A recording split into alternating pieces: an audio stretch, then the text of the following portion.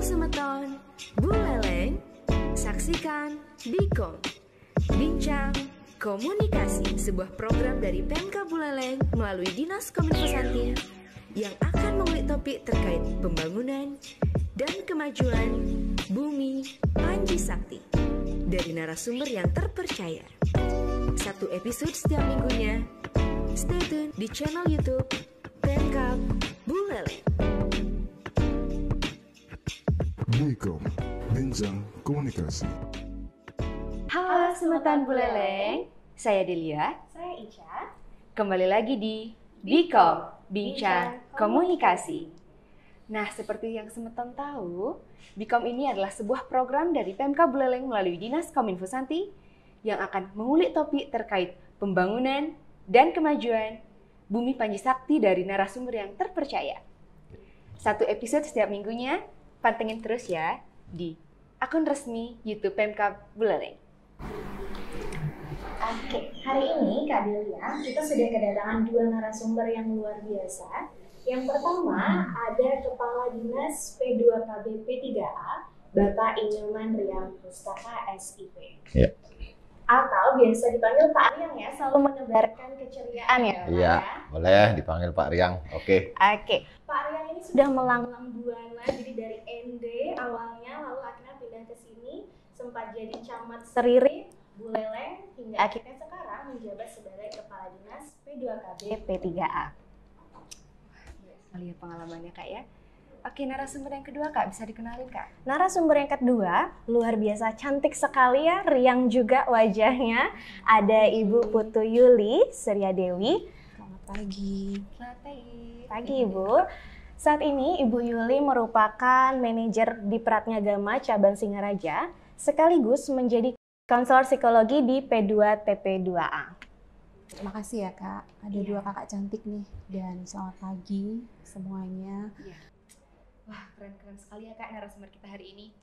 Oke, saya ke Pak nomor yang dulu nih. Pak, mungkin banyak dari Semeton Buleleng yang masih belum mengetahui apa sih Kak itu kepanjangan dan lokasi dari DP2KB P3A itu Pak. Oke, ya. Makasih host yang luar biasa hari ini ya. Dan saya juga mengucapkan terima kasih kepada Dinas Kominfo yang memiliki program kita seperti ini. Diberikan kesempatan kami dari Dinas DP2KB P3A Kabupaten Buleleng sebagai narasumber. Sebelum saya juga menyampaikan apa itu Dinas P2KB P3A kan begitu. Perlu juga saya sampaikan tadi sekilas memang sudah diperkenalkan. Saya itu sering disebut dengan panggilannya Pak Riang. Kan begitu. Ada baiknya juga saya ingin memperkenalkan diri lebih jauh. Lebih jauh ya kan, karena ya biasalah kata pepatah orang sampaikan, tak kenal maka tak sayang. Nanti kalau tak sayang tidak nge-match nanti apa yang saya mau paparkan, kemudian pemirsa juga akan ikuti dengarkan benar enggak apa yang disampaikan oleh Pak Riang ini kayak gitu ya. Saya memang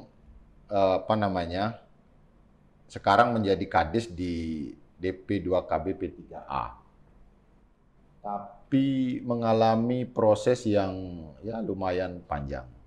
Artinya dari latar belakang kehidupan, walaupun memang orang tua itu mantan perbekal lah, kalau istilahnya. Kalau di Bali itu perbekal, ya. Tapi sebutan umumnya kan kepala desa. Pernah mengalami kehidupan naik turun. Pernah bahagia di waktu kecil, tapi pernah juga terpuruk. Ya, bahkan sekolah dengan jalan kaki dan bersepeda itu pernah kita alami.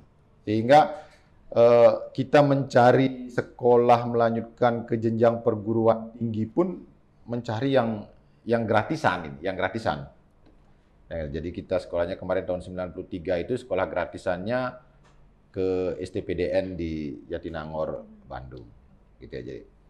Nah, perjalanan naik turun kehidupan saya ini ternyata cocok banget dengan dinas yang saya mau sedang, dan ya terus kita akan emban atau amanah ini. Itu amanah di dinas ini. Karena dinas ini tadi saya katakan P2-nya itu pengendalian penduduk, KB-nya keluarga berencana, ya. PP berikutnya pemberdayaan perempuan, ya. Kemudian PA-nya adalah perlindungan anak. Berarti dinas yang menangani urusan penduduk, urusan keluarga, mulai dari bagaimana cara mengendalikannya dengan berencana menjadi sebuah keluarga. Kemudian kita berdayakan terutama khususnya perempuan sampai dengan melindungi apa yang menjadi hak-hak anak itu. Jadi itu dinas kita ini. Kalau dulu sih istilahnya paling ngetren itu orang paling singkat nyebutnya dinas KB lah, gitu. Dinas KB. Sebenarnya kalau dimaknai berencana itu memang masuk di sana. Keluarga berencana. Jadi agak umum sebenarnya di sana berencananya. Berencana mulai dari awal sebelum menikah sampai dengan selanjutnya. Itu kira-kira kalau dinas kami, ya. Iya, Pak. Oke, berarti tadi sudah dijelaskan bahwa kepanjangan dari DP2KBP3A itu adalah Dinas Pengendalian Penduduk, Keluarga Berencana, Pemberdayaan Perempuan, dan Perlindungan Anak, Pak. Ya, benar. Baik, Pak. Mungkin dari Semeton ingin tahu juga, Pak, apa nih, Pak, peranan tugas dari DP2KBP3A ini, Pak? Ya, itu tadi. Lanjut kita breakdown berarti satu-satu ya. Breakdown satu-satu. Dari pengendalian penduduk. Selama ini kalau dulu kita slogannya itu 2 anak cukup. Karena booming pertumbuhan penduduk kita dulu begitu tinggi. Ya, begitu tinggi. Sehingga programnya 2 anak cukup. Ternyata perkembangannya bahkan pertumbuhan kita sekarang sudah 2. Pertumbuhan penduduk kita sudah 2. Jadi diprediksi lagi di 2035 itu 1 koma pertumbuhan penduduk kita. Sehingga saat ini di dinas kita pengendalian penduduknya itu tidak membatasi jumlah anak. Tidak membatasi jumlah anak. Jadi kalau dulu katakan 2 anak cukup, sekarang tidak. Ya. Boleh punya anak asalkan berkualitas. Ya, dengan ketentuan, dengan aturan, berencana punya anak. Tergantung kemampuan masing-masing keluarga. Karena coba diikuti di banyak negara maju sekarang yang kita bilang dulu keberhasilan pengendalian penduduknya begitu tinggi, begitu bagus pengendalian penduduknya, ternyata banyak negara maju sekarang yang kekurangan penduduk. Kekurangan penduduk. Makanya sering saya singgung, beberapa waktu lalu pernah viral di media sosial taksi otonomus di Amerika itu macet total. Karena tidak ada yang menggunakan driver manusia. Semua dikendalikan oleh robot karena kekurangan tenaga manusia. Tapi begitu error sistem, ya namanya robot kan, bisa sistemnya error, di jalanan macet semua taksinya, tidak ada yang mau jalan. Nah, gitu. Itu artinya bahwa penduduk ini bisa, kalau kita tidak kendalikan, makanya pengendalian penduduk kita dinasnya, bisa kalau terlalu banyak menjadi masalah, terlalu sedikit pun menjadi bermasalah. Ya kan? Bahkan saya dengar ada di bagian negara maju tertentu akan memberikan insentif bagi keluarga-keluarga yang mau punya anak. Karena trennya sekarang remaja itu lebih cenderung menikah, sudah menikmati kebersamaannya dengan pasangan tanpa merasa direpotkan mengasuh anak dan seterusnya. Ini bahaya. Negara kita kalau sampai trennya sampai ke arah itu berbahaya. Karena sekali tadi saya infokan tadi bahwa pertumbuhan penduduk kita bahkan 1 koma diprediksi 2035. Ini kan berbahaya. Kalau masih 2 pertumbuhan penduduknya masih normal kita. Nah, 2. Jadi anggaplah kita hidup 2, meninggal 2. Kayak gitu misalnya kan. Masih tetap stabil seperti sekarang. Nah, itu di pengendalian penduduk. Sekarang masuk di KB-nya. Kalau KB ya seperti dulu kita kenal namanya keluarga berencana. Orang begitu mendengar kata KB, asumsinya atau apa namanya, alam pikirnya pasti di bawah alat kontrasepsi. Ya, kalau biasanya bapak senang itu kalau alat kontrasepsi paling kondom. Yang sering diangkat, Pak Kadis ada kondomnya enggak? Wah, ini kok saya kok identik sama kondom jadinya kayak gitu. Alat kontrasepsi itu sebenarnya hanya bagian dari urusan dinas kita di KB. Nah, jadi kalau kita mau menambah apa namanya lebih jauh tentang alat kontrasepsi, misalnya kita ngomong dulu, kita prioritasnya sebenarnya di MKJP, ya, metode kontrasepsi jangka panjang. Karena di metode kontrasepsi jangka panjang ini kita paling rendahnya itu 2-3 tahun. Misalnya IUD, implan, itu dari 2-3 tahun paling rendah. Belum vasektomi dan tubektomi atau MOW, MOP-nya.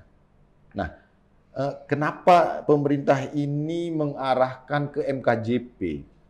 Oh, ternyata di jarak kelahiran yang disebut dengan keluarga berencana paling bagus itu adalah antara anak pertama dengan anak kedua itu minimal 2 tahun. Sehingga kalau ibu-ibu mau pakai implan, dipasang 2 tahun baru ganti. Jadi kemungkinan dia akan hamil atau melahirkan lagi ya 3 tahun. Paling sudah sangat ideal. Karena apa yang paling beresiko itu ibu melahirkan itu adalah di 4T. Terlalu muda, terlalu tua, terlalu banyak, terlalu dekat. Jadi kalau di bawah 2 tahun, sudah melahirkan, itu tidak sehat. Ya kan? Nah, itu di keluarga berencana. Berencana mulai dari pasang KB yang benar di MKJP itu misalnya, yang benar sih semua. Cuman daya apa namanya? Kadang kalau pil misalnya bisa lupa mungkin. Ya kan? Kalau suntik kan per bulan, 2 bulan nanti takutnya lupa kan gitu misalnya. Kalau MKJP walaupun lupa nanti misalnya dia enggak apa-apa sudah 3 tahun. Gitu aja. Kalau ini lupa wah bahaya kalau pil sama suntik karena hitungannya bulan dan harian. Gitu juga kondom. Ya kan? Jadi saya katakan. Jadi apa namanya? Itu KB. Keluarga berencana, direncanakan mulai dari pemasangan KB. Belum berencana kalau kita mau atur nih keluarganya nih punya anak berapa, bagaimana mengolahnya, mengasuhnya sewaktu dia hamil, sewaktu dia anak, kemudian tumbuh remaja, persiapan mau menikah, itu kan itu direncanakan, ya, itu di KB. Sekarang yang berikutnya baru pemberdayaan perempuan. Sudahlah, itu sudah banyak diketahui. Jadi, walaupun sebenarnya nanti trennya saya akan lihat pasti suatu saat akan berubah ini. Memang di awal kita masih apa namanya tagnya itu pemberdayaan perempuan. Suatu saat nanti karena trennya sudah berubah, ini kadang-kadang banyak laki-laki juga yang sudah perlu kita berdayakan laki-lakinya. Karena dimulai ada ya begitulah di masyarakat. Itu pemberdayaan perempuan, kita sudah dengan program-program pelatihan, pengorganisasian, organisasi wanita, dan seterusnya. Yang menarik sekarang terakhir ini di perlindungan anaknya. Itu di dinas kita. Perlindungan anak. Catatannya adalah bahwa kita masih lebih banyak memandang perlindungan anak itu kalau kita bilangnya anak di 0 sampai 5-10 tahun. Baru kita sebut dengan anak. Orang tua mendampingi, apa yang lain memberikan perhatian, dan seterusnya. Hanya 0-10 kita bilang sebut anak. Padahal 0 sampai di bawah 18 tahun itu masih disebut dengan anak. Yang wajib negara ini lindungi. Jadi kalau kita ngomong negara ini lindungi, maka yang viral di media sosial anak-anak SMA kelas 1, kelas 2 itu kemudian handphonenya tidak boleh dibuka oleh para gurunya. Nah, ini hati-hati kita. Di sana letaknya. Jangan sampai kemudian dibenarkan. Oh, enggak boleh, enggak boleh. Guru, ini privasi. Ingat, usia di bawah 18 tahun itu masih disebut anak. Dan negara boleh masuk untuk melindungi anak itu. Itu ya, DP 2 KBP 3A. Jadi memang agak urusannya kalau kita pilih jadi 4 lah itu. Banyak juga. Iya. Gitu. Ya. Oke. Wah Pak, jadi peranan dan tugas dari DP2KB ini sangat-sangat merangkum Pak ya. Selain juga sangat mempengaruhi tenaga manusia, tidak membatasi jumlah anak, dan juga tadi sudah diedukasi tentang masalah KB. Ya. Dan anak di umur 0 sampai di bawah 18 tahun masih dalam lindungan negara. Betul. Ya. Oke, jadi seperti yang sudah Bapak jelaskan sebelumnya ya, sambil kita menghafal nih DP 2 KBP 3A. Jadi ada 4 urusan yang sudah Bapak jelaskan tadi. Ini tentunya berkaitan juga dengan angka pernikahan dan perceraian ya Bapak. Ya. Kira-kira kalau di Buleleng, fenomenanya seperti apa sih Pak? Perceraian, lalu pernikahan, yang nanti tentunya akan berkaitan dengan kualitas keluarga mereka dan juga sampai ke perlindungan anak. Ya, ini yang saya katakan ini paling menarik bagi saya. Terutama dinas ini. Ini pertanyaannya bagus sekali dari host ini. Di Buleleng, kita kan bicara di Buleleng ya. Di Buleleng. Kenapa begitu menarik kita sampaikan ini? Remaja di Buleleng, kalau kita hitung remaja ini jumlahnya 200 ribuan kita. Besar sekali nih potensi kita. Yang disebut remaja di Buleleng 200 ribuan jumlahnya. Nah, kalau dari data pernikahannya di Buleleng, kalau kita bisa ikuti kan susah nih, nyatat realnya berapa sih sebenarnya orang menikah di Buleleng ini kan, menikah. Kita kan dapat datanya mungkin dari Dinas Kependudukan dan Catatan Sipil. Bagaimana caranya? Oh, mungkin dari yang mengurus akte. Kan gitu kan, akte perkawinan. Walaupun itu kita tidak persis tahu yang mengurus akte perkawinan itu adalah keluarga-keluarga yang baru menikah. Ya kan? Atau yang sudah dulu menikah, baru ngurus, kan gitu kan, dan seterusnya. Tapi kita boleh rata-ratakan lah. 350 orang itu kawin setiap bulan di Buleleng. Kan datanya sampai 300 sampai 400. Jadi kita rata-ratakan 350. 350 orang di Buleleng ini kawin setiap bulan. Besar nggak? Besar sekali kan, 350 orang kawin, beranak, dan seterusnya. Hanya yang memprihatinkan data kita. Data kita memprihatinkan, dari 350 pasangan yang menikah setiap bulannya itu, catatan di pengadilan negeri, itu tingkat perceraian yang mengajukan terdaftar dan sudah putus gugatan, putusannya dari pengadilan, permohonannya dikabulkan rata-rata 50. Bayangkan. 350 perkawinan, 50 gagal setiap bulannya. Ini parah kita. Buleleng dalam kondisi sebenarnya tidak bagus sehat pertumbuhan keluarga. Dan ini beban bagi kami di dinas ini, dan juga tentu ini makanya sangat bagus media seperti ini disampaikan ke masyarakat. Supaya masyarakat kita ngeh. Something wrong di Buleleng nih. Something wrong. Itu 15%-an itu. Kalau kita menikah margin errornya 1% itu masih normal, Bu.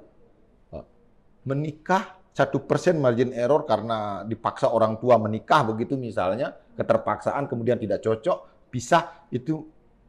Tapi rata-rata di zaman menikah sudah tidak ada paksaan. Dengan kesadaran mencintai berpada seterusnya. Margin errornya 15%. Tinggi sekali. Dan ini berbahaya. Ini berbahaya karena keberlangsungan penduduk sebagai sumber daya manusia di Buleleng ini ya awalnya dari keluarga. Tatkala keluarga sudah pecah, mohon maaf ini, yang mungkin ada yang sudah berpisah, bukan saya mengatakan bahwa itu stempelnya tidak beda, enggak, bukan.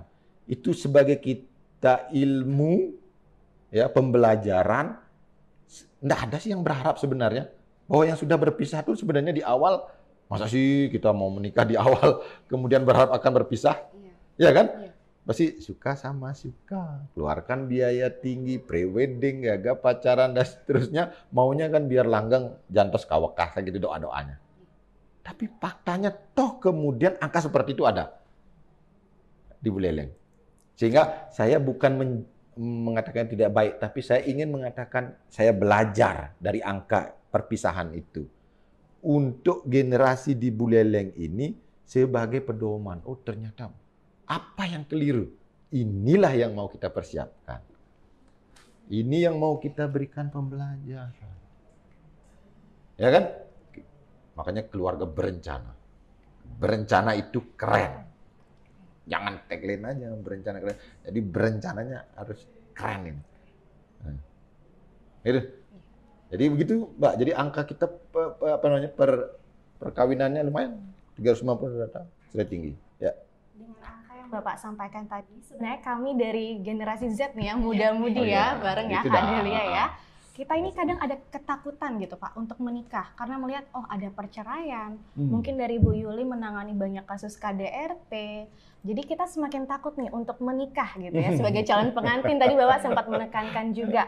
Kira-kira apa aja yang perlu kita perhatikan sebagai remaja ya yang ingin menikah sebelum kita menikah gitu Pak? Apa saja sih hal-hal yang harus kita perhatikan? Nah itu tadi. Jadi ini bahaya ini trauma trauma remaja atau negatif sebelum berhubungan sudah negatif begitu kan?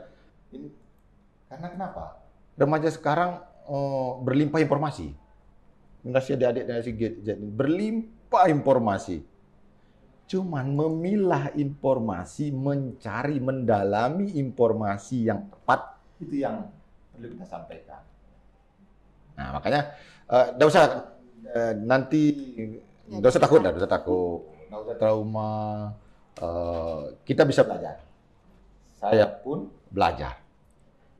Kami menganggap generasi kami ini dulu tidak pernah tahu bagaimana dulu itu berpacaran, bagaimana dulu itu berkeluarga, bagaimana punya anak kemudian merawatnya yang benar itu bagaimana kita dulu tidak tahu.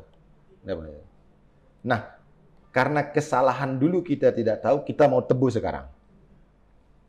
Kita mau tebus, kita mau kasih tahu sekarang remaja, yuk belajar. Yuk belajar. Googling, buka media sosial dan seterusnya yang memang memberikan kesadaran kepada kita bagaimana cara berumah tangga itu yang benar. Bagaimana cara pacaran itu yang benar.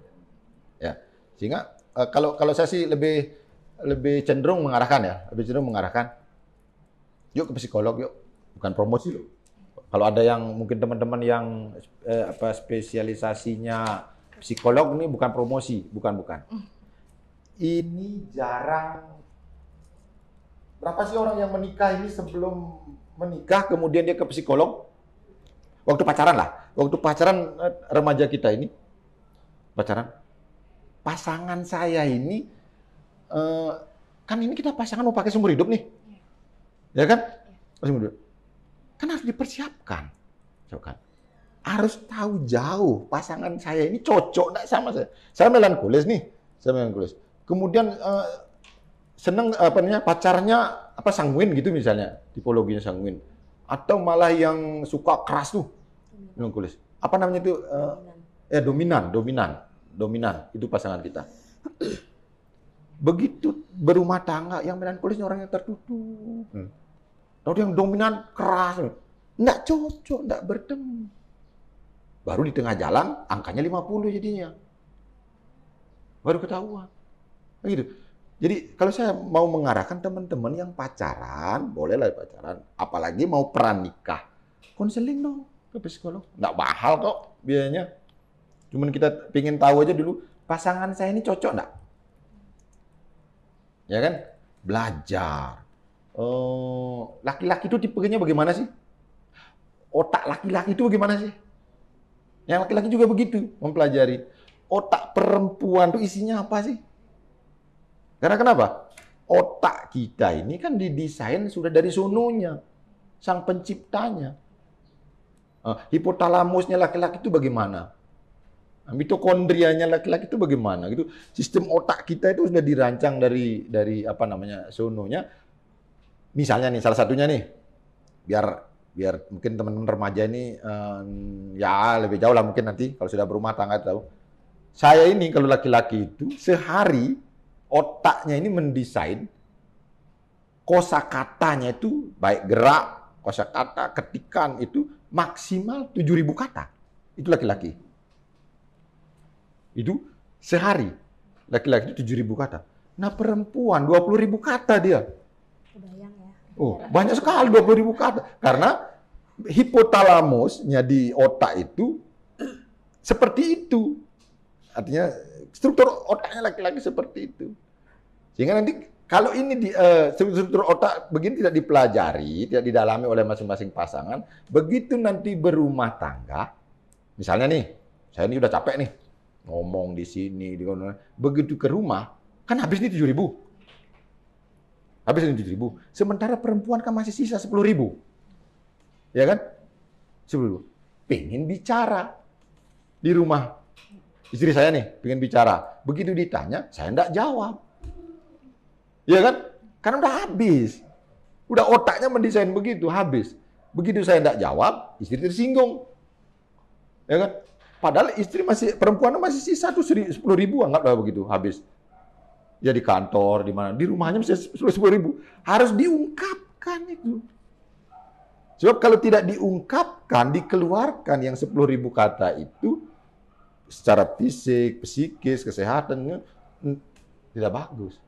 Nah, pola saling menyadari ini mesti di awal harus diketahui oleh para remaja.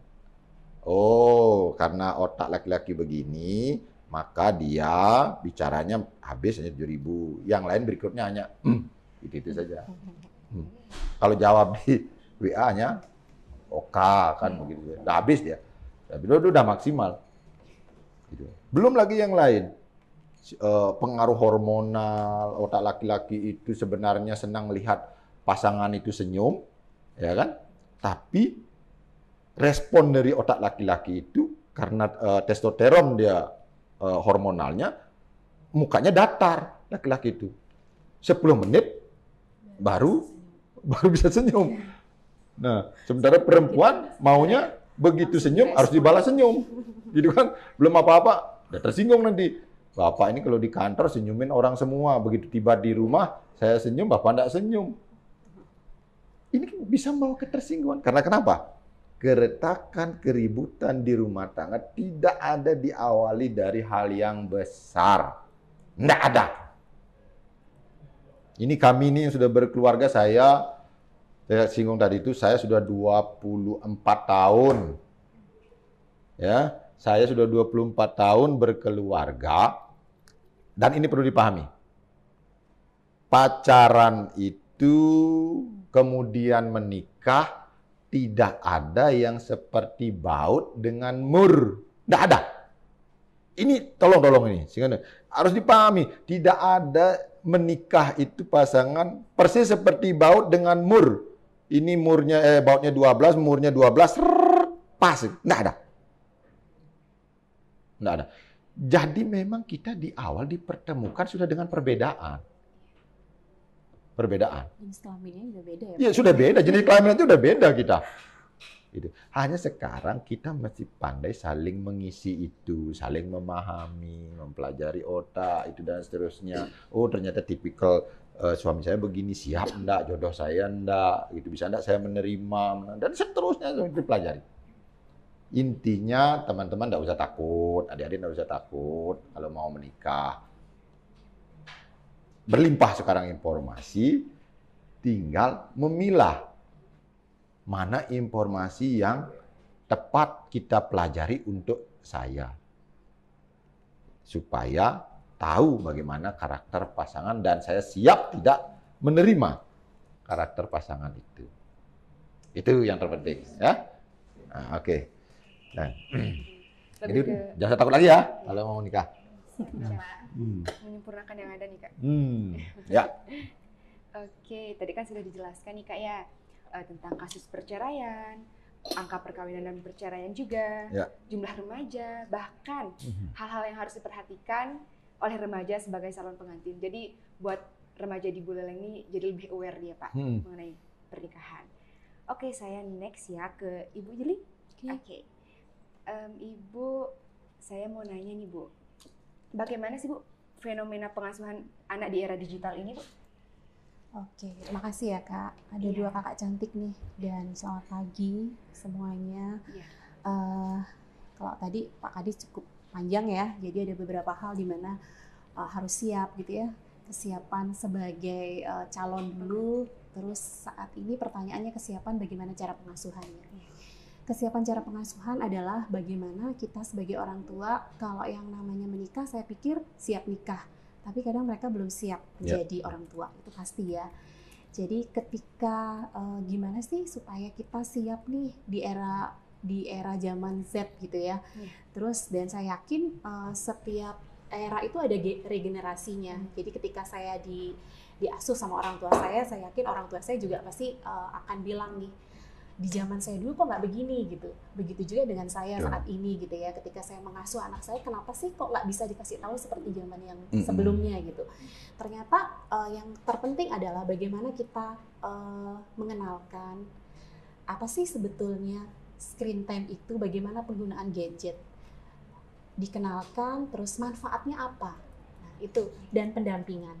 Jadi dikenalkan, kita kasih tahu manfaatnya apa, terus bagaimana cara mendampinginya.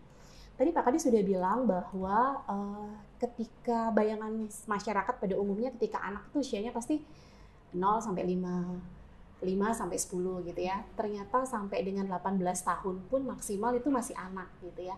Dan dimana ketika kita mengenalkan sebuah screen time, penggunaan gadget itu kita sebaiknya memberikan pemahaman, dan tingkat pemahaman yang diberikan itu disesuaikan dengan tingkat kemampuan. Kita bicara sama siapa nih? Kalau anak 0 sampai dengan 3 tahun, apa sih edukasi supaya dia paham? Oh, bagaimana ya caranya menggunakan screen time ini? Bagaimana ya caranya biar dia paham? Berapa lama waktunya? Jadi tingkat pemahaman itu disesuaikan bagaimana kita memposisikan diri sebagai orang tua, kita memberitahu ke anak supaya dia tahu manfaatnya. Yang jelas pendampingan nggak boleh lepas. Itu mungkin Kak. Oke, jadi Kak, sebelum pengasuhan anak di era digital ini diperlukan kesiapan untuk menikah ya Kak ya, itu sangat penting. Juga tentunya screen time menggunakan gadget agar anak-anak tidak terlalu berlebihan menggunakannya dan agar tidak salah penggunaannya ya Kak ya. Oke, tadi Ibu Yuli sudah menyampaikan nih apa saja yang harus diperhatikan dan juga bagaimana fenomena di masyarakat. Karena kalau kita lihat fenomena sekarang, anak sambil makan ya Pak, juga di tempat makan pasti dikasih gadget itu, biar udahlah biar diem aja gitu ya. Sebenarnya ada tantangan apa sih Bu sebagai orang tua? Nanti kami juga ya sebagai muda-mudi Buleleng ini ya, sebagai calon orang tua, tantangan apa aja yang harus kita persiapkan ketika menghadapi atau mengasuh anak di era digital ini, yang tentunya mungkin sedikit berbeda ya dengan Pak Kadis atau Bu Yuli di zaman dulu. Kalau dulu mungkin main layangan ya ke sawah Ibu ya. Kalau sekarang anak-anak nonton YouTube ya. Jadi apa tantangannya Bu? Tantangannya adalah bagaimana ketika kita memberikan informasi itu, seperti kita tahu bahwa gadget itu seperti dua mata pisau ya. Jadi ketika kita bisa menggunakan dengan baik yang kita dapat, namun ketika kita tidak tahu apa yang dibuka, apa yang memang dia amati, itu menjadi sesuatu yang justru nanti dalam tanda kutip menyesatkan seperti itu. Nah, tantangannya sebetulnya dengan kemudahan akses internet itu, di mana kita ketika kita mendampingin anak, banyak hal nih yang dengan mudah, baik orang tua maupun kita pada umumnya sangat mudah kan mendapatkan segala sesuatunya gitu ya. Begitu juga bagaimana ya kita bebas berkoneksi tanpa aturan kan kayak gitu ya. Jadi tantangannya bebas banget gitu. Jadi dia mau buat reaksi, bagaimana dia merespon segala sesuatunya mudah banget kan. Jadi nggak ada aturan yang jelas sebetulnya di dunia maya itu kan. Tapi bagaimana tetap kita sebagai orang tua pengawasannya kayak gimana nih gitu. Karena itu sebetulnya menjadi sebuah tantangan aja. Sehingga anak juga pastinya nanti tantangannya, anak akan jauh lebih pintar dari orang tuanya. Kita harus siap itu gitu ya. Nggak ada lagi istilah ketika pandemi mungkin kita Zoom meeting tuh apa ya. Jadi nggak ada istilah kita nggak bisa gitu. Tapi dengan kondisi pandemi kan sesuatu yang baru juga. Ketika sesuatu baru itu muncul, mau nggak mau kita harus belajar kan gitu ya. Ketika kita belajar, oh ya penggunaan Zoom itu seperti ini. Seperti contohnya kayak sekarang nih, ada beberapa hal, kebetulan pekerjaan saya beberapa ya harus jadi narasumber juga, berbagi ilmu, gimana sih cara mempersiapkan PPT itu gitu ya. Mau nggak mau belajar tentang Canva lagi, belajar dari anak saya gitu. Mau nggak mau ya kita nggak boleh malu kan, jadi kita harus belajar, terus belajar gitu. Dan dunia yang namanya apa ya? Dunia ini adalah dunia di mana mendorong anak sebetulnya harus berpikir kritis ya. Dan dia juga ini memakai sesuatu yang sangat penting gitu. Ketika dia berpikir kritis, dia harus tahu, oh apa yang saya lihat, apa yang saya akan kerjakan, dan bagaimana sih pertanggungjawabannya ketika saya melihat situs ini gitu. Ada nggak ada nggak sesuatu yang memang salah nih ketika saya melihat, saya ketika menggunakan gitu. Dan secara psikologis kalau kita lihat benar sekali, jadi apa yang memang menjadi kayak penanaman attitude itu mau secanggih apapun teknologi, kalau memang attitude kamu nggak baik, kamu tidak akan bisa menukik ke arah yang positif gitu ya. Jadi intinya ketika ada sesuatu yang memang bisa memberikan stimulasi yang sepertinya ini menarik gitu, dia nggak bisa memilah ini sesuatu yang boleh atau enggak. Kurang lebih seperti itu sih. Oke, dengan tantangan yang ada Bu Yulia, tadi Pak Riang juga di awal sempat menyebutkan anak-anak zaman sekarang kadang kalau kita mau lihat HP-nya, privasi. Padahal kita juga pengen lihat ya apakah yang dibuka sudah sesuai umur. Atau mungkin karena sekarang kejahatan online itu banyak ya yang minta mungkin foto negatif atau chat-chatan sama orang di luar tanpa kita tahu itu akan membawa hal yang baik atau buruk gitu ya. Kira-kira Ibu, tips dan triknya ya, kita langsung ke aplikatif aja yang mungkin nanti bisa membantu Semeton Buleleng bagaimana menghadapi anak di era digital. Tadi Ibu menyampaikan harus sesuai perkembangan umurnya. Karena anak kecil dengan yang sudah remaja tentu pasti berbeda cara menanganinya. Mungkin kita mulai dari yang kecil-kecil dulu, dari anak 1-3 tahun dan anak 4-6 tahun. Kira-kira seperti apa Ibu? Jadi sebelumnya mungkin saya jelaskan dulu bagaimana kebetulan saya kerjanya di UPTD ya. Jadi tugas saya adalah mengkonseling anak-anak yang mengalami kekerasan gitu kan. Baik itu kekerasan secara visual dan kekerasan yang lainnya. Dan sangat banyak sekali ditemukan di mana saat ini pembuatan atau bahkan menonton, oke lah ya, dari sekian anak gitu, sekian persennya tuh semua sudah terpapar untuk menonton video porno kan. Kita nggak mungkin untuk membatasi itu karena gadget itu dipegang oleh semua orang ya. Dan ketika kita membatasi juga sesuatu yang memang sulit. Makanya di sini saya di awal sering tekankan gimana caranya orang tua untuk mengedukasi anaknya bahwa apa yang dia berikan itu adalah sesuatu yang memang dipinjamkan ke anak. Jadi milik orang tua. Ketika orang tua untuk pinjam atau ketika orang tua memberikan sebuah aturan, itu ada kesepakatan di awal gitu ya. Jadi ada kesepakatan di awal sehingga nggak seenaknya. Jadi mereka kadang merasa anak-anak zaman sekarang, kenapa saya tadi bilang attitude itu penting banget. Jadi dia bisa menghargai bahwa ini barang adalah barang pemberian orang tuaku gitu.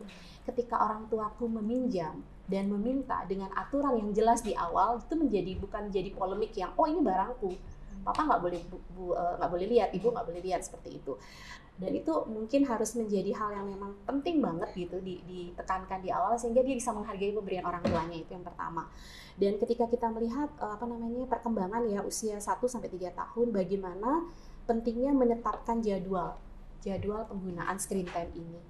Jadi kita sebagai orang tua harus punya visi dan misi nih. Kalau kita lihat IDAI, Ikatan Dokter Anak Indonesia, 0 sampai dengan 2 tahun tidak disarankan untuk menonton screen time.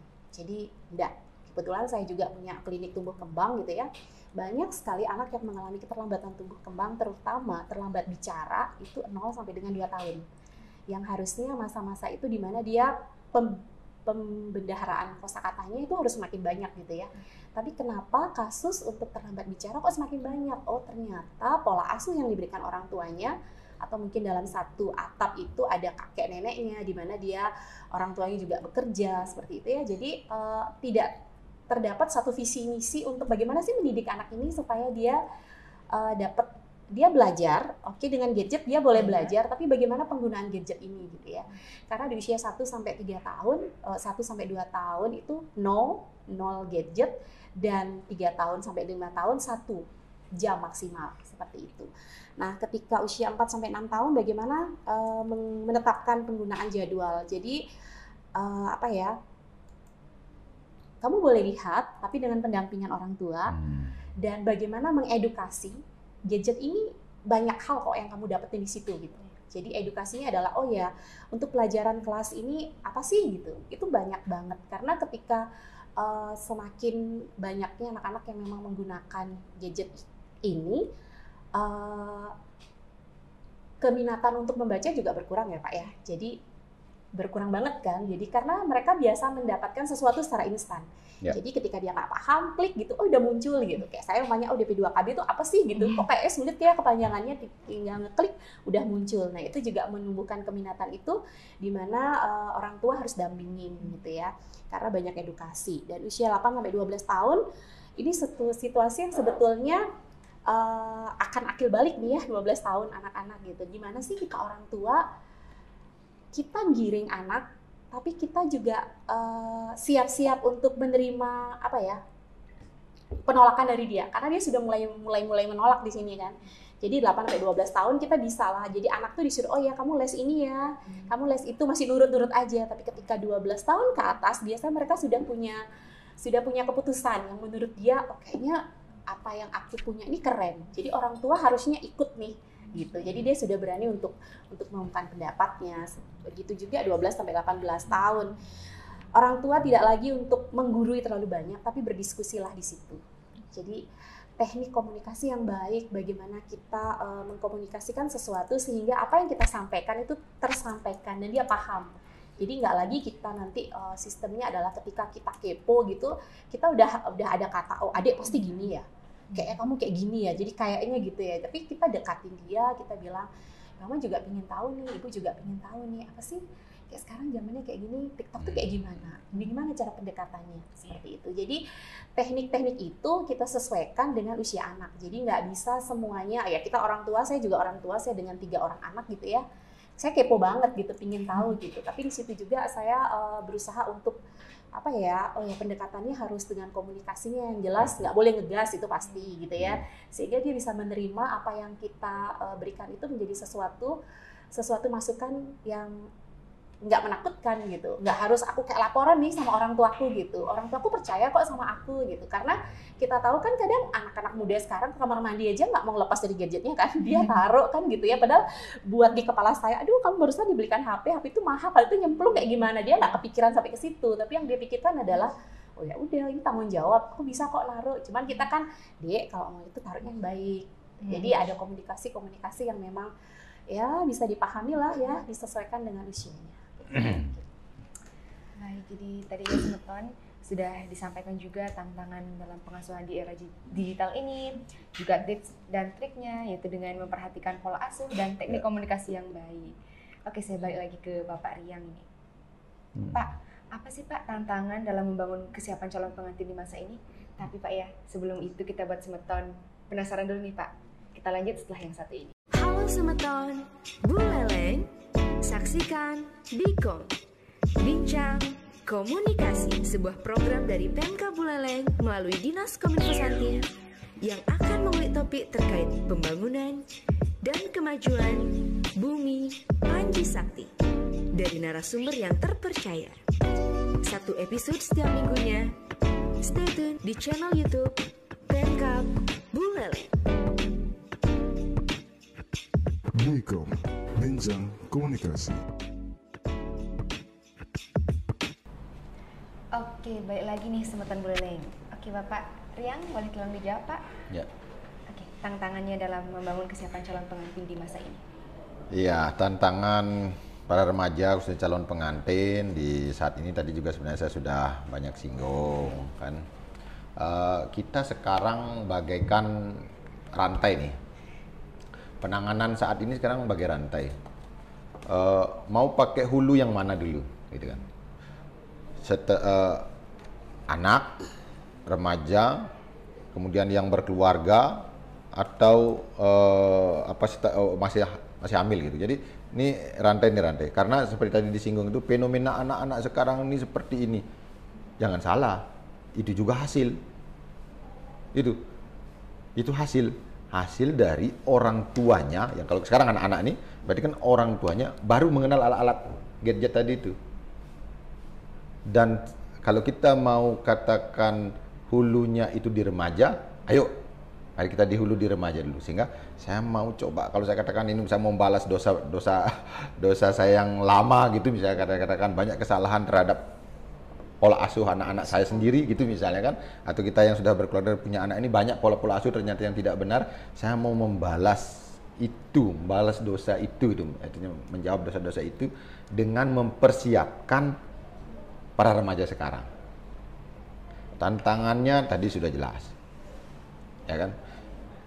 Ini media sosial, gadget dan seterusnya. Itu tantangan yang paling berat sekarang di zaman ini adalah itu.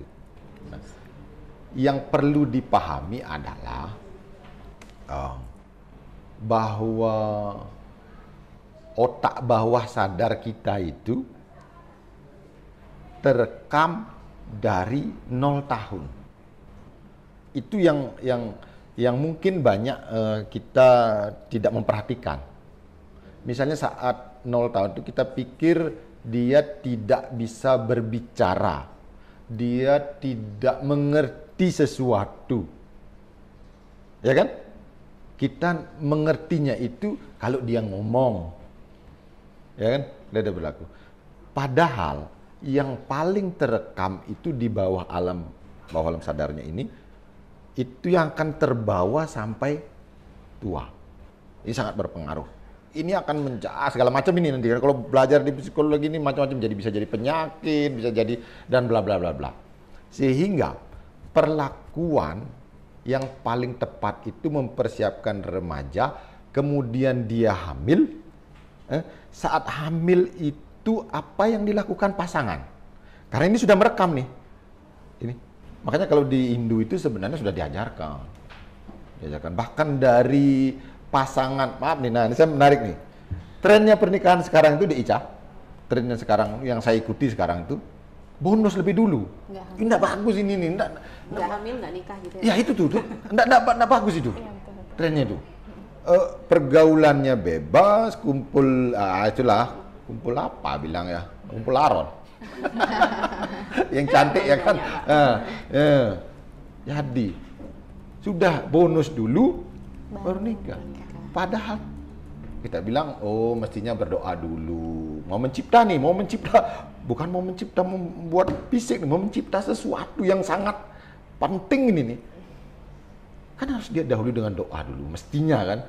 Doa disaksikan oleh semua lah bla bla bla. Baik, kan gitu kan. Nah, kemudian ya oke lah itu. Spiritualnya terlalu tinggi lah nanti itu kalau kita sampai katakan ya. Kalau enggak sempat sampai begitu saya bilang rawat, jaga kehamilan. Karena ini udah komunikasi nih. Kita sering mungkin habai. Padahal ini dia merekam dia terus. Makanya saya membaca itu, kenapa orang Yahudi pintar? Orang Yahudi itu pintar-pintar, kenapa? Karena ibunya yang hamil itu, begitu ada perempuan yang hamil, diwajibkan atau sudah menjadi tradisi itu belajar matematika pertama. Jadi sama dengan suaminya ini diajak dia berhitung matematika. Dari hamil nih. Amin. Kemudian yang kedua, belajar piano. Ibunya, dia piano. Ini merangsang pertumbuhan sel otak luar biasa. Makanya kita diajarkan dengarkan musik klasik. Kayak gitu nih. Diajar apa yang baik-baik didengarkan terus. Ini merekam. Itu pertama saat kehamilan. Di samping kita bilang nutrisi, ya kan? Nutrisi harus tahu kan, udah banyak ada tuh omega 3, asam folat dan seterusnya itu banyak zat besi itu. Itu saya belum bicara di nanti itu untuk para remaja, untuk kesiapannya dia di secara fisik. Secara fisik. Jangan salahkan nanti yang baru perempuan udah hamil nanti salah perempuannya, tentu laki-lakinya juga bisa salah itu. Kayak gitu. Oke. Kemudian saat 0 tahun, maksudnya lahir. Jadi kalau kita bilang 0 kehidupan itu sebenarnya dari sini. Dari sini. Lahir ke dunia. Para orang tua kita ini, kita biasanya kan karena dia pikir tidak bisa ngomong, tidak bisa lihat mungkin atau gimana, kita berbahasa, berperilaku dan seterusnya kita menganggap tidak ada. Padahal di situ sudah merekam dia, bahkan lebih sensitif karena kepekaannya lebih sensitif. Bapaknya marah, dia tahu, walaupun tidak diungkapkan, itu kepekaan. Sehingga perlu sekali para remaja setelah berkeluarga punya anak walaupun belum bisa bicara di golden age, saya katakan fokuslah di golden age kalau begitu kita 0 sampai 5 tahun saja. Kalau bagus ini 0 sampai 5 tahun saja. Ada banyak hal yang mau kita bisa sembuhkan di akhir nanti. di generasi kita berikutnya. Ada banyak hal yang ada. Jadi cobalah di 0 sampai 5 tahun ini, walaupun dia belum bisa bicara, buat suasana dalam rumah itu yang intinya baik. Mau kata-kata baik, mau perilaku baik, mau pikiran baik, buat nih. Karena kita, walaupun dia tidak bicara, tapi dia merekam. Ini paling penting.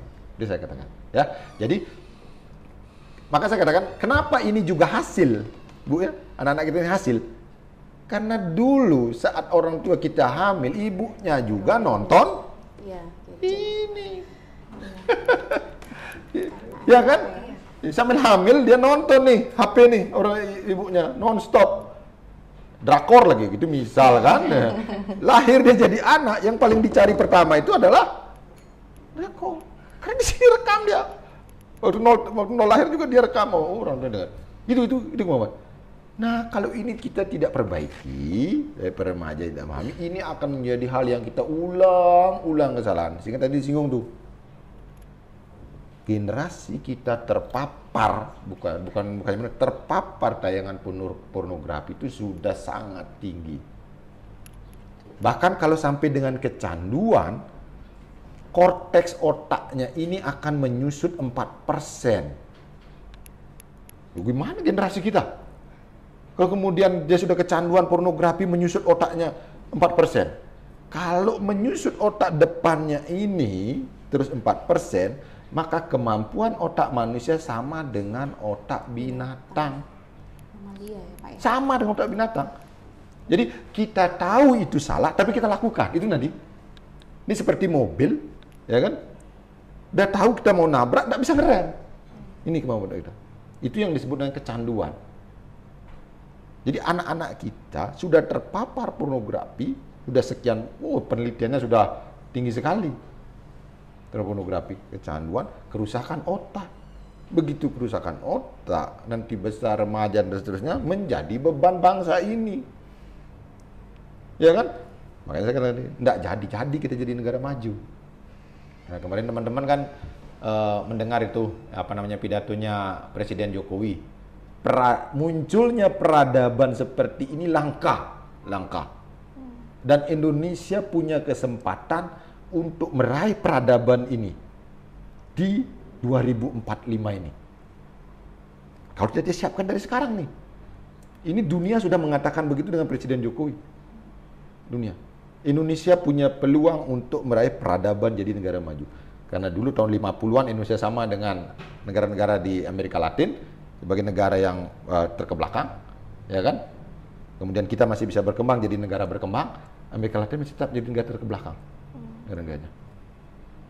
Kita sekarang sudah berkembang, buat generasi ini kita rancang ini sekarang dengan podcast dan segala macam, kita sebarkan kebaikan, remajanya siap, cara berpacarannya benar, kawinnya benar, ya kan?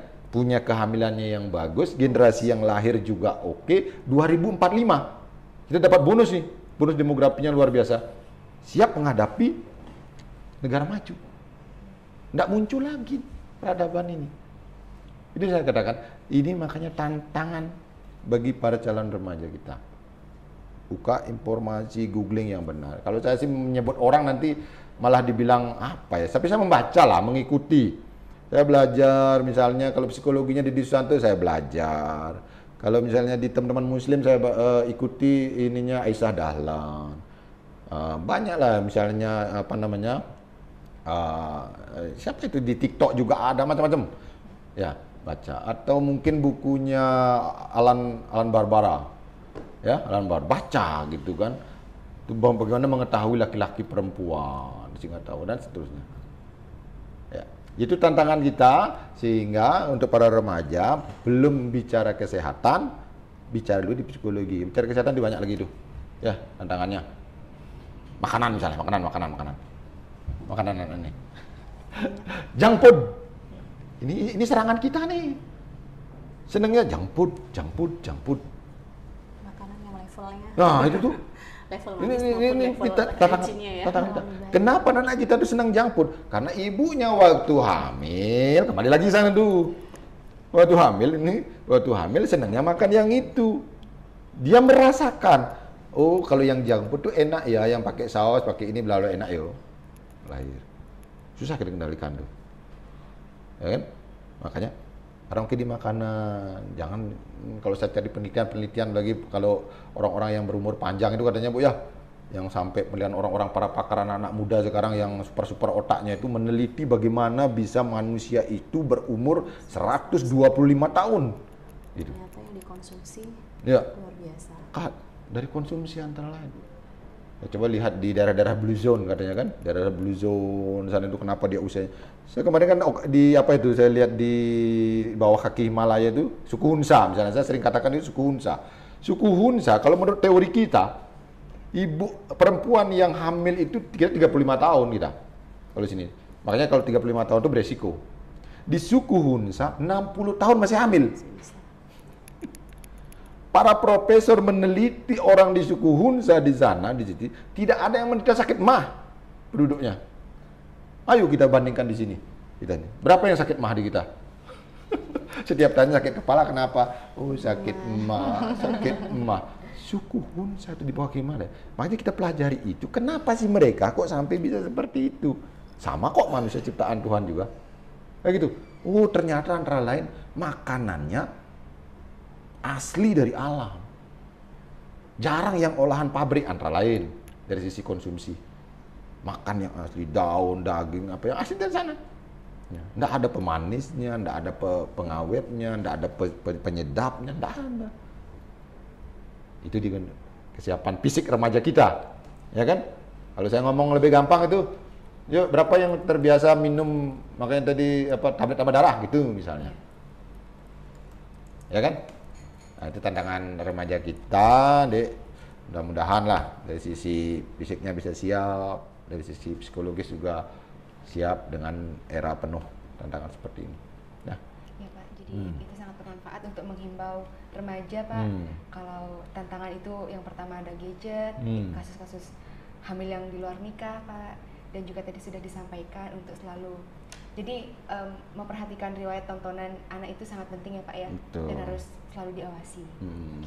Oke, melanjutkan pertanyaan tadi ya Bapak, dengan tantangan yang ada gitu di zaman digital seperti yang Bu Yuli juga sudah jelaskan tadi, kira-kira Pak, program atau upaya apa saja yang DP2KBP3A telah lakukan atau rencanakan untuk mempersiapkan calon-calon pengantin ini? Oke, jadi begini, teman-teman remaja ini paling nyambung dia sama sebayanya. Ya kan, kalau kita ngomong kadang-kadang gaya bahasanya udah beda, gaya bahasa kita udah beda, ya kan. Mereka mainnya di TikTok, kita di FB Bu. Beda jadinya beda, Pak ya gaya bahasanya. Mereka di TikTok tuh, kalau kita di FB. Beda regenerasi, Nah, Pak. kita membentuk forum genre. Ya, genre ini generasi berencana, dan memang forum genre ini diisi oleh anak-anak remaja. Jadi SMA dengan mahasiswa. Jadi ada PIK-nya, ada Pusat Informasi Konseling R-nya remaja, kalau di mahasiswa PIK M-nya, Pusat Informasi Konseling mahasiswanya. Itu bahkan kita apresiasi untuk PIK Plana Undiksanya itu masuk kategori 3 besar nasional. Gitu kan. Tapi itu baru raihan, ya kita katakan raihan prestasi seperti itu. Kita nanti lebih jauh tentu ingin bukan hanya raihan prestasi seperti itu, masuk di dalamnya. Bener enggak mahasiswa di universitas itu bla bla bla bla. Itu yang paling penting kita, ya kan, bukan hanya raihan-raihan itu. Jadi itu tadi. Jadi kita programnya bekerja sama dengan forum genre membentuk dan seterusnya. Jadi dengan mereka forum genre ini bisa lebih banyak menularkan. Nah, kita bekali forum genre, kita berikan edukasi bahwa ini ilmu yang benar untuk para remaja. Nanti tolong sampaikan. Mereka sudah punya media TikToknya genre ini. Jadi lebih mudah nanti didapatkan oleh rekan-rekan sebayanya. Kan? Yang kedua kita lakukan juga kurs semacam pembekalan lah, pembekalan kepada calon pengantin. Ya. Tutornya atau narasumbernya kita sudah tetapkan. Ya. Jadi kita kumpulkan para remaja, kita berikan pembekalan. Mulai dari kesehatan, psikologi, dan seperti ngomong kita tadi itu kita berikan penjelasan. Ya. Memeriksakan kesehatan sebelum menikah itu penting. Masuk di aplikasi LC Mil. Ya. Jadi sebenarnya mudah.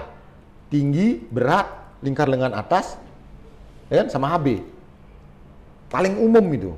Makanya pemerintah pusat menarget program itu saja ya. Kalau mau itu saja sudah luar biasa, kita akan bisa menciptakan calon pengantin yang sehat. Yang sehat. Karena begitu lingkar lengan atasnya tidak sesuai, di bawah standar, ya kan? Sudah harus diintervensi. Karena berisiko. Oh, berarti ini sudah ketahuan kekurangan nutrisi, gizi dan seterusnya. Ya. Begitu HB-nya di bawah standar, ya 11,5 atau 12, di bawah 12 lah, begitu misalnya HB-nya. Ini berarti dia anemia. Karena dengan anemia, nutrisi tidak diantar bisa ke seluruh tubuh. Ini perlu dipahami. Coba, berapa sih remaja putri sekarang yang rutin mengkonsumsi tablet tambah darah? Coba, ayo dek. Nah, gitu. Misalnya, rutin enggak setiap bulan tuh mengkonsumsi TTD? Enggak kan? Padahal setiap bulan adik menstruasi. Enggak banyak kita yang melakukan begitu. Kalau bisa seminggu sekali TTD, murah kok TTD itu. Ya kan? Kenapa zat besi itu penting? Itu tadi saya katakan. Kita misalnya makan makanan yang bergizi nih, anggaplah makanan bergizi. Sel darahnya sedikit kan gitu ya, anggaplah seperti itu. Kurang. Ya. Tidak bisa membentuk kemampuan tubuh ini untuk membentuk hal-hal yang penting dalam tubuh kita. Sehingga jangan salahkan nanti, ternyata sulit hamil, badannya lesu dan seterusnya, tidak bagus lah jadinya. Ya kan? Ya, jadi itu pentingnya. Ini program, kalau sudah periksakan itu saja, LC Meal-nya ini program LC Meal di aplikasi, nanti kita bisa tahu, bisa memantau. Ya. Jadi kalau kita sebenarnya sekarang pernikahannya 350 per bulan, kita mau ikuti sekarang, masuk enggak kira-kira ke aplikasi LC Meal ini 350 orang per bulan. Kalau masuk segitu, oke lah berarti. Dan kalau bisa itu minimal 3 bulan sebelum menikah. Kenapa 3 bulan? Karena rentang 3 bulan ini dianggap bisa memperbaiki struktur sel darah kita selama 3 bulan kalau rutin mengkonsumsi tablet tambah darah. Ya, itu program. Jadi Gendri kita lakukan, kemudian pembekalan calon pengantin juga kita lakukan. Kemudian juga kita buat puspaga namanya, pusat pembelajaran keluarga di dinas kita. Itu bisa online, bisa datang ke kita, konseling apa? Apa persoalan permasalahan dengan pasangan, nah, dari sana boleh. Pengasuhan anak bagaimana, ada. Puspaga kita punya program itu. Hanya itulah, ini mungkin bagian dari sosialisasi promosi kami, manfaatkan.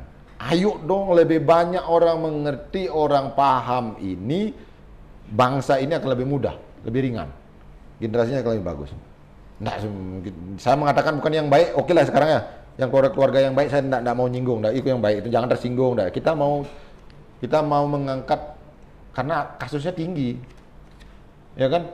Kasus kekerasan anak tinggi, kasus KDRT juga tinggi, seperti itu kondisinya. Jadi kita maunya memperbaiki. Kasus angka 50 tadi juga tinggi di kita. Jadi saya bukan mau membuat orang tersinggung, saya keluarganya sudah bagus loh. Membanggakan loh, kemarin kita kumpulkan anak-anak SMA Sebuleleng itu di Laksmi Graha, SMA-nya kita kumpulkan. Entah jujur atau enggak jawabannya, saya tanya. Dek, setiap anak saya tanya, pernah lihat orang tuanya bertengkar nggak? Enggak. Hebat saya bilang. Jadi dari semua yang perwakilan itu, dari SMA datang, saya tanya, enggak ada. Lihat orang tuanya bertengkar, enggak ada. Itu bagus tuh. Berarti yang datang ke sana sudah oke. Ini yang akan berimbas nih. Nah, kita mau bahas ini bagi keluarga-keluarga yang trouble. Ya, mempersiapkan itu biar tidak trouble, tidak bermasalah. Sehingga terwujudlah nanti sebuah keluarga yang harmonis, generasi yang baik. Itu harapannya. Ya, jadi itu antaranya programnya. Apalagi kira-kira ya, program kita Gendri, Puspaga sudah, pembekalan calon pengantin juga sudah seperti itu ya. Mungkin itu program kita. Oke, keren banget ya Kak Dele ya. Jadi program-programnya tetap harus inovatif, mengikuti perkembangan zaman dan kebutuhan. Siapa target sasarannya karena remaja, jadi menyesuaikan juga ya TikTok kan, terus teman-temannya juga yang seumuran yang Ya. diberdayakan jadinya ya. Betul. Nah terakhir Pak, closing statement nih kepada tadi Bapak sempat menyebutkan 200.000 nih potensi ya kurang lebih remaja-remaja muda-mudi di Buleleng. Ya. Kira-kira dalam mempersiapkan diri mereka sebagai calon pengantin untuk membentuk keluarga yang berkualitas. Kira-kira apa pesan terakhir Bapak kepada generasi Semeton Buleleng? Generasi remaja Buleleng yang luar biasa. Daerah dan bangsa ini saya titipkan di remaja 200.000 ini. Ya, 200 remaja ini saya titipkan dari ini. Kami mungkin mengalami masa berikutnya. Ya, kalau masih bisa mencapai masa itu, kalau tidak kami akan selesai. Tapi ingatlah bahwa untuk di zaman ini, saya katakan ada di remaja semuanya, di zaman ini taman jiwa terindah adalah keluarga. Ya, maka persiapkanlah untuk menjadi atau membentuk keluarga. Taman terindah saat ini adalah keluarga. Tidak ada di tempat lain. Ya, jangan katakan nanti di sana lebih senang, enggak. Itu closing statement saya. Jadi jangan takut untuk berpacaran, berkeluarga, belajar dari banyak ilmu yang sudah tersedia di dalam dunia saat ini, ya, internet dan seterusnya. Pakai itu pedoman untuk menciptakan keluarga-keluarga yang bahagia sejahtera. Itu. Terima kasih. Baik, terima kasih Bapak. Saya lanjutkan closing statement terakhir nih dari Bu Yuli. Tadi sudah menyampaikan juga fenomena kasus tips and trick yang tentunya berkaitan Ibu ya, dari calon pengantin harus siap dulu menikah, terus nanti siap berkeluarga, dan ternyata siap menjadi orang tua itu juga perlu Ibu ya. Kira-kira boleh closing statement kepada Semeton Buleleng, baik yang sudah berkeluarga ataupun dari calon pengantin yang masih mau belajar nih, kayak kita-kita ya, jadi masih mau belajar lagi. Kira-kira apa Ibu pesan-pesannya? Oke, saya akan coba ya Mbak ya. Kak Ica ya, jadi saat memikirkan pernikahan, setiap pasangan itu mungkin sudah siap untuk menikah gitu ya. Sudah siap untuk menjadi istri, sudah siap untuk menjadi suami. Tetapi siapkah Anda untuk menjadi orang tua? Nah, ini harus menjadi PR. Jadi sebelum kalian menyiapkan diri untuk menikah, ingatlah itu aja sih pesan saya. Oke, baik. Terima kasih Bapak Riang dan Ibu Yuli selaku narasumber karena Ya, sudah terima membantu menginformasikan dan menyebarluaskan info-info terkait kesiapan calon pengantin dalam membentuk keluarga berkualitas dan pola asuh orang tua di era digital ini. Jadi untuk Semeton tidak perlu takut lagi dalam untuk mempersiapkan pernikahan dan bagi calon-calon pengantin, ya. Oke, baik. Sekian podcast Bikom episode 7 pada kali ini. Sampai jumpa di podcast selanjutnya.